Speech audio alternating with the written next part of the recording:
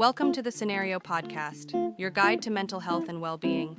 Each episode, we uncover practical tools, discuss expert insights, and explore how supplements can transform your mental health journey. Get ready to learn, grow, and thrive with us. Okay, if you're living in the modern world, you know the feeling. Just chronic, overwhelming stress. Mm-hmm. And it shows up not just as, anxiety or feeling tired all the time, but it can feed into real long-term health problems. Daily life is just running us ragged. Yeah, it really is. And look, no supplement is a magic bullet, right? It won't replace good sleep or a decent diet.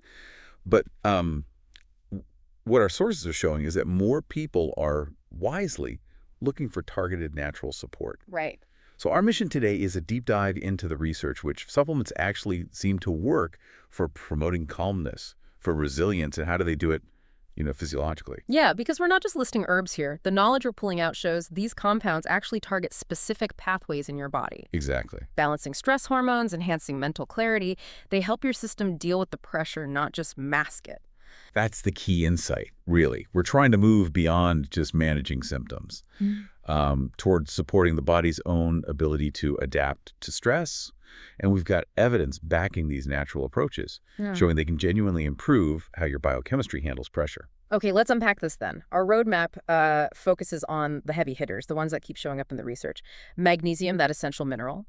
Ashwagandha, the king of adaptogens. L-Theanine for that unique focus. And the B-complex vitamins basically fueling the whole system. Right. Plus, we'll get into those synergistic protocols, how you combine things. This is how you build a smart strategy. Let's do it. So let's start where a lot of the research does. Magnesium. It gets hailed constantly as a cornerstone for stress management. Why is it so fundamental? Well, magnesium is involved in, over 300 enzyme reactions. But for stress specifically, think of it as a calming agent for your nervous system. Okay. It helps modulate the stress response. Essentially, it helps put the brakes on that fight or flight system when it's, stuck in overdrive. And the sources mention it reduces subjective stress, how you feel, but also enhances something called heart rate variability, HRV, right? Can you break that down? Because that resilience part sounds important. Absolutely. Heart rate variability, or HRV, yeah. It's one of the best markers we have for how resilient your nervous system is. Think of it like elasticity. When you're super stressed, your heart might beat very rigidly, like a metronome. Right. High HRV means there's slight variation in the time between heartbeats, even as you breathe. It shows your body's flexible, adaptable, and can bounce back quicker after stress. Magnesium helps support that flexibility. That makes a lot of sense. Now, the sources were very specific about the type of magnesium. They really stress that absorption is key. Oh, it's critical. It's probably the single most important factor. Lots of forms, like magnesium oxide, they're just not well absorbed by the body. So you're taking it, but not getting the benefit. Exactly. The consensus in the material we looked at points towards forms like magnesium glycinate complex, and they mention SFI Health as one example, because it offers much better bioavailability. Meaning your body can actually use it. Right. If you're taking something specifically to calm a stressed nervous system, you need to make sure it gets where it needs to go. Glycinate is noted for being well absorbed and gentle on the stomach too, which is a plus. Okay, good to know. Moving from minerals now to a powerhouse herb. Ashwagandha. This is where it gets really interesting, I think, because we're talking about a true adaptogen. Adaptogens are fascinating. Yeah. Think of ashwagandha as like training wheels for your stress response system. Okay, I like that analogy. It doesn't remove the stressor, the hill you have to climb, but it helps your body climb it more efficiently without completely crashing afterwards. Yeah. They help the body adapt. That's the key word. Adapt, not just react. And ashwagandha specifically goes after cortisol. What's the mechanism there? Did the sources talk about how much of an effect it has? Yeah, it works by modulating the HPA axis. That's the hypothalamic pituitary adrenal axis. It's the body's central stress command center. Right. Cortisol is the main stress hormone pumped out by the adrenals in response to signals from that axis. What the research shows is that consistent ashwagandha use can significantly lower chronically elevated cortisol levels. Chronically elevated, okay. Right, which leads to improved overall stress scores and just a better sense of general well-being for many people. Now, the source material did flag one specific product, Claire Labs ashwagandha extract, noting it's allergen-free. That's great. But it also pointed out a common consumer issue. That specific one lacked third-party testing. And that's a really crucial point for anyone listening. While the herb itself, ashwagandha, has good evidence behind it, choosing a product means balancing things. Right, trade-offs. Exactly. You might really need that allergen-free status. But you have to weigh that against the assurance that comes from third-party testing, which verifies, is what's on the label actually in the bottle. Yeah. Purity, potency. It just highlights that you need to do your homework before buying. Definitely.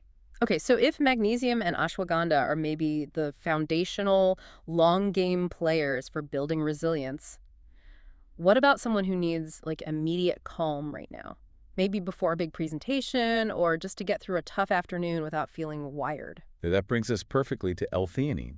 It's an amino acid found naturally in tea leaves, especially green tea. Ah, okay. And its unique benefit is promoting the sense of relaxation, but without making you drowsy at all. How does it do that? Relaxation without drowsiness seems counterintuitive. It's pretty cool, chemically speaking. L-Theanine works by boosting alpha brainwaves. Alpha waves. Yep. Those are the focused, calm ones. Exactly. That state of relaxed wakefulness, like when you're meditating or just really in the zone. At the same time, it can increase calming neurotransmitters, like GABA. So it dials down the perception of stress while actually sharpening focus. Think of it as calm clarity. Calm clarity, I like that. And for L-theanine, the source is really hammered on quality testing again. Yeah, because you're often taking L-theanine for a specific acute need, right? Right. You need to trust that the dose you're taking is accurate and effective. Makes sense. The sources pointed to products like Pure Encapsulations, L-theanine as representing that ideal standard. They have a strong reputation for rigorous third-party testing. That guarantees purity and, crucially, the potency. You need to know you're getting what you pay for. Got it. Okay, switching gears slightly now to the B-complex vitamins. We usually think energy with B vitamins, but they play a really critical, maybe unsung role in handling chronic stress too. Oh, absolutely crucial. Yeah. Because being stressed constantly burns through nutrients like nobody's business. Yeah, that fight or flight response puts huge metabolic demands on your system. B vitamins, think B6, B12, folate especially, are essential cofactors for everything from energy production in your cells to making neurotransmitters to just overall brain health. Stress depletes them. So the evidence connects higher B vitamin intake not just to having more energy, but actually to feeling less stressed and having a better mood. Precisely. There are studies linking adequate B vitamin levels with reduced stress scores, better mood regulation, and even improved cognitive function under pressure. They're basically fueling the entire machinery needed to cope, particularly things like the methylation cycle, which is vital for mood stability. And for a foundational B-complex supplement, the sources suggested looking at something like Megafood Balance B-complex, highlighting that it's formulated to be gentle and easy to absorb. Why is that formulation important? Well, under stress, digestion often takes a hit. Yeah. Gut health can be compromised. So if you take a supplement but can't absorb the nutrients properly, it's not going to help much. A gentle, perhaps food-based or otherwise highly absorbable formulation helps ensure those B vitamins actually get into your system and support those metabolic pathways, helping maintain energy and mood. Okay, we've covered the big four then. Now let's get into the more advanced stuff. The supporting cast and this idea of synergy. Because it's not always just about taking one thing, right? It's how they work together. Exactly. And what's interesting is the sources give us a broader toolkit. They mention other supportive nutrients like vitamin C and zinc. These are brought up mainly for immune support during stress and maybe mood or cognitive health for zinc. The direct evidence for acute stress relief might be less robust than for, say, magnesium, but they contribute to overall resilience. Right, keeping the whole system strong. And what about other adaptogens? We've focused on ashwagandha, but there are others mentioned too. Yeah, definitely. The sources also highlighted rhodiola. That one's often valued specifically for tackling mental fatigue like burnout and maybe enhancing physical performance under stress. Okay, so good for exhaustion. Right. And then there's valerian root. That one's got a much more specific focus. It's almost entirely used to improve sleep quality. And as we know, good sleep is absolutely fundamental for managing stress. You can't handle stress well if you're chronically sleep deprived. Non-negotiable. Okay, now let's talk synergy. Combining supplements for a bigger effect. What specific pairings did the sources really emphasize? There were a couple of key synergistic pairings highlighted. First, always consider taking magnesium with vitamin B6. Why B6? B6 acts as a cofactor. It actually helps your cells absorb and utilize magnesium more effectively, so it basically boosts magnesium's calming power. Oh, okay. Good tip. The second major synergy mentioned was combining adaptogens, like the ashwagandha we discussed, with L-Theanine. That makes sense. It sounds like the ultimate balancing act. One for the long-term cortisol regulation, the other for that immediate calm focus. You got it. It's a really balanced approach. You're tackling the underlying hormonal response with the adaptogen, while getting that acute sense of calm and clarity from the L-Theanine. The sources suggest these kinds of combinations are particularly helpful if you're dealing with moderate to severe or maybe more chronic stress, because you're hitting from multiple angles. Okay, this is all great science, but let's translate it into, real-world use. Getting practical. Timing.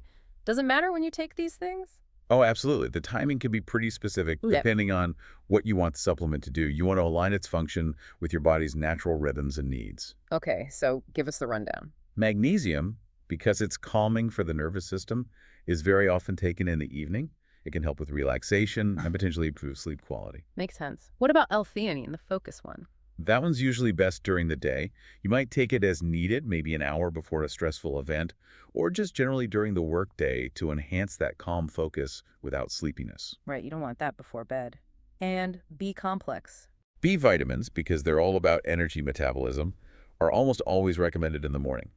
Take them with breakfast usually to help support energy production throughout the day. Got it. But, big caveat here, always check the specific product label for instructions, or better yet, talk to your healthcare provider. These are general guidelines. Good reminder. And circling back to quality, which we touched on with ashwagandha and L-Theanine, how does the average person navigate this? Balancing effectiveness with things like third-party testing. It requires being a savvy consumer, doesn't it? You have to prioritize transparency. Look for evidence of third-party testing seals from NSF, USP, Consumer Lab. That's really your best bet for verifying purity and potency. That should be baseline. Okay. And if you have allergies or sensitivities, definitely look for brands that clearly state they're free from common allergens. Yeah. As for forms, well, capsules are often preferred for accurate dosing. Gummies, the sources acknowledged, are mostly about making them easier or tastier to take. Right. Palatability. Now, probably the most critical practical point, safety. Who absolutely needs to check with a doctor before starting any of these supplements? Honestly, it's wise for everyone to check, but it's absolutely crucial if you're currently taking any prescription medications, especially for mood, anxiety, blood pressure, blood sugar, thyroid conditions, or if you have any chronic health issues. Why is that so important? Because supplements can interact with medications. They can sometimes affect how drugs work, or they might influence baseline lab results your doctor is tracking. So that conversation with a healthcare professional is non-negotiable to ensure it's safe and appropriate for you. Okay. And just briefly, are there common side effects people should be aware of? Anything to watch out for? Generally, these supplements are well tolerated, but some people might experience mild side effects, particularly with higher doses of magnesium. Sometimes digestive upset can occur. With some herbs, occasionally mild headaches or rarely allergic reactions. The standard advice, which the sources echoed, is always start with the lowest recommended dose. See how your body tolerates it before considering increasing it. Start low, go slow. Makes sense. And finally, managing expectations. How long does it typically take before someone might actually feel like this stuff is working? Is it instant or? It really varies hugely. Depends on the person, the supplement, the severity of their stress, their consistency. For something fast-acting like L-Theanine, you might feel calmer within, say, 30 to 60 minutes. Okay, pretty quick. But for the foundational support, like building up magnesium levels or letting ashwagandha modulate the HPA axis, you need patience. You might need several weeks, maybe even a couple of months of consistent daily use to notice significant lasting improvements in resilience and overall stress levels. It's not a quick fix. Think of it more like gently reprogramming your system. Right. It's a strategy, not a Band-Aid. Okay, so let's wrap this up. What does this all mean for someone listening? It feels like the answer to dealing with chronic stress doesn't have to be just, throwing random things at the wall. Exactly. We've laid out a core-informed strategy, understanding those foundational roles of magnesium and ashwagandha, using L-Theanine for targeted focus, keeping the engine fueled with B-complex, and knowing how to combine them effectively with synergy. Understanding these pieces lets you move from guesswork to a more tailored approach. And if we connect this to the bigger picture, It really moves beyond just coping day to day. These natural compounds, especially the adaptogens like ashwagandha, they're working on a deeper level. They're influencing your body's long-term stress programming, that HPA axis, the cortisol response. So it's about changing the baseline. That's the provocative thought to consider, I think. How can consistent, informed use of these synergistic approaches fundamentally alter your body's long-term ability to adapt to pressure, not just react to it or survive it? True resilience isn't about never feeling stressed. It's about how efficiently your system returns to balance. The real question is, are you giving your body the tools it needs to build and sustain that adaptability over the long haul? Thanks for tuning in to the Scenario Podcast. Don't forget to visit scenario.com for more expert tips, articles, and supplements designed to support your mental health. If you enjoyed this episode, remember to subscribe and share it with a friend. Until next time, take care of yourself.